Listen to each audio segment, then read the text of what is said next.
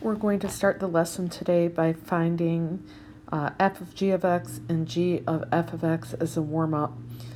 Press pause on your video when you're ready for the answer, plus press play again. Okay, you can see that I have found f of g of x by putting g of x, 3x plus 2, into f. So 3x plus 2 replaces x in f. And then when I simplify it, I find that's equal to x. Then when I found g of f of x, I plug f into g. So now x minus 2 over 3 goes into g for x, and I simplify and I find that's equal to x. The domain of each function here is negative infinity to infinity, and also the range is that as well. So the domain for these two functions, for my composite function, is negative infinity to infinity. Today we're going to continue to talk about one-to-one and inverse functions. So I'd like to take a look first at this function f of x, and I want to check to see whether or not it's one-to-one algebraically. So we know that if a function's one-to-one, then if f of a equals f of b, that implies that a then must be equal to b. So we're going to check that. So we set f of a equal to f of b, and then we're going to see if we finish to find that a will always be equal to b. If it's not, then it won't be one-to-one. So I go ahead and I plug a into my absolute value and also b, and then I notice, since it's absolute value, either what's on the insides are equal or the insides are opposite of each other. So I get either a plus 1 is equal to b plus 1. In that case, a would be equal to b, but a plus 1 may be the opposite of b plus 1, and you can see here that when you solve for a, you get something other than b. So since a is not necessarily equal to b, then f of x is not one-to-one. Here's a function. We're going to do the same thing. We're going to check to see if it's one-to-one. So I set f of a equal to f of b, and then I go ahead and I plug it into my function. And as I solve it, I find that the only way that my function can be equal with these two different values, a and b, is if they are the exact same value. So since a must be equal to b, f of x is one-to-one.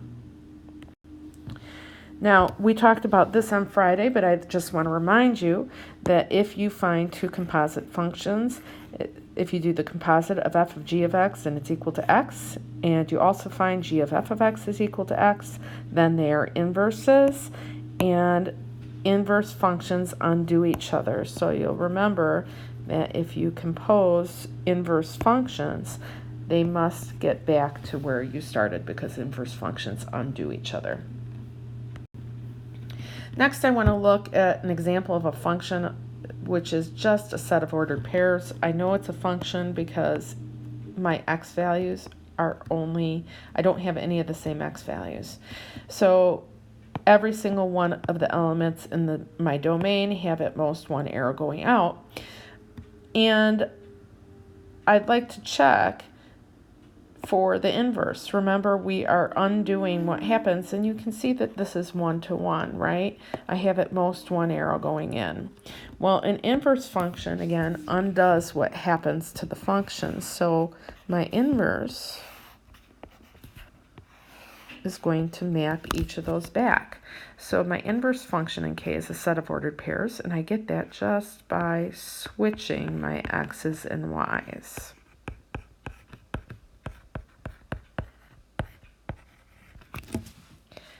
Now, I want you to see why it's important that a function be one-to-one in order to have an inverse function. This function is not one-to-one. You can see that -1 goes to 0 and 1 also goes to 0. If I were trying to find an inverse, remember inverse functions undo each other, I would have to say, well, now that I know that my output is 0, what was my input? Well, I can't tell. It was either -1 or it's 1. So a function must be one-to-one to have an inverse function. If it is not one-to-one, you can't get a function out. So the converse is not a function.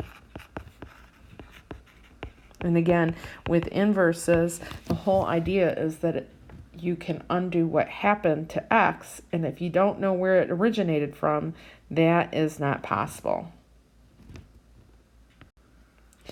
So again, we talked about this on Friday. The domain of my function f is the range of the inverse, and the range of my function f is the domain of my inverse. And if you think about it, it makes sense.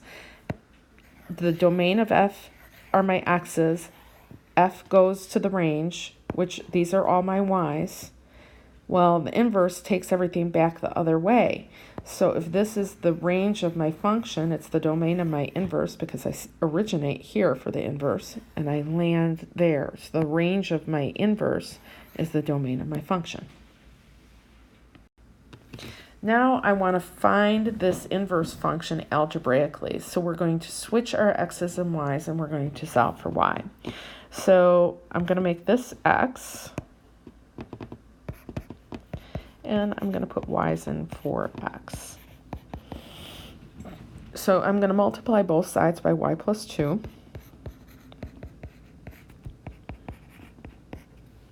And then I'm going to distribute the x. And I'm going to bring all my y terms to the left side and all my non-y terms to the right side. So I'm going to move my y from the right side to the left side. And I'm going to move the 2x to the right side. Now I still need to solve for y. So I'm going to factor a y out.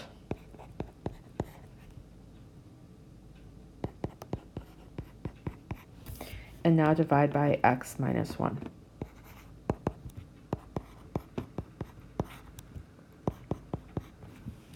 And that is my inverse function.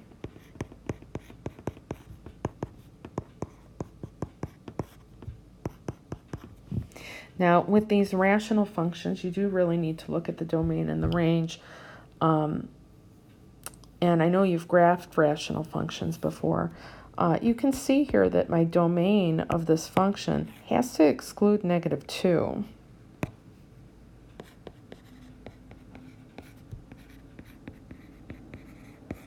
And without graphing it, it's hard to see what the range is of this function. I happen to know there's a horizontal asymptote here at 1. But let's check out my inverse function. I know that the domain of my inverse, based upon appearance, is that it has to exclude 1.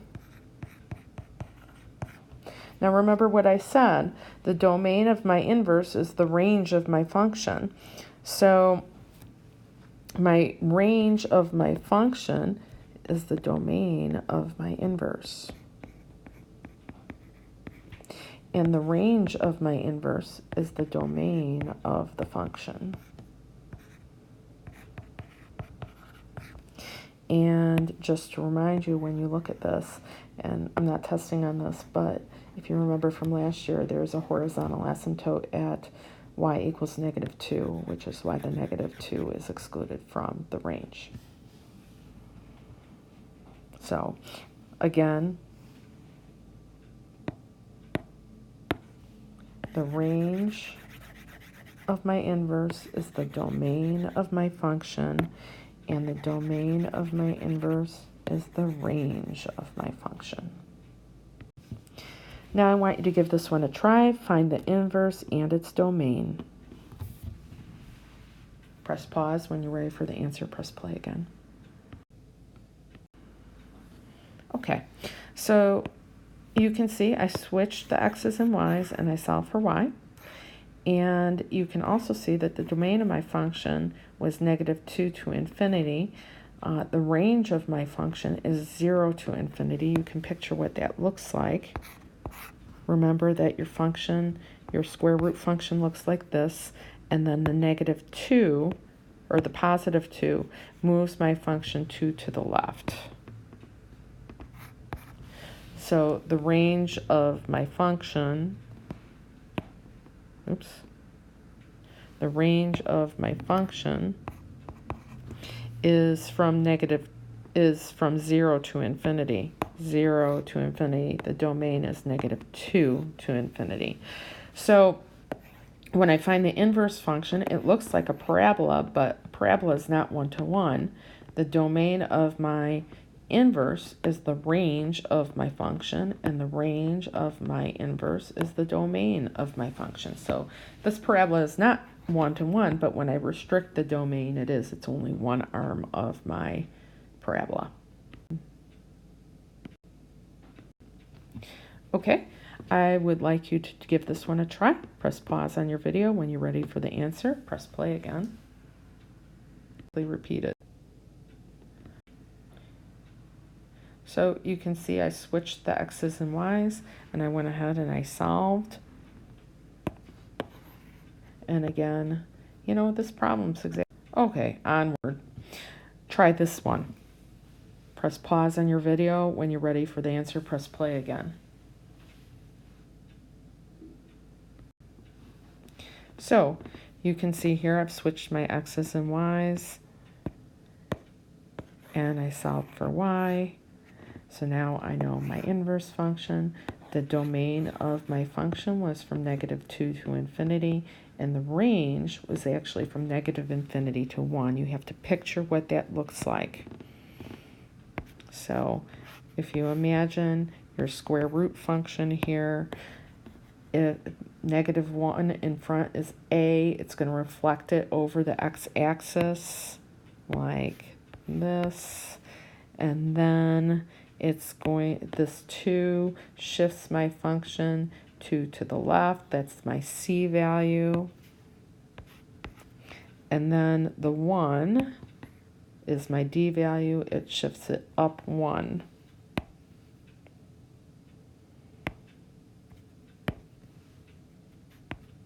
So my function will actually land somewhere over here.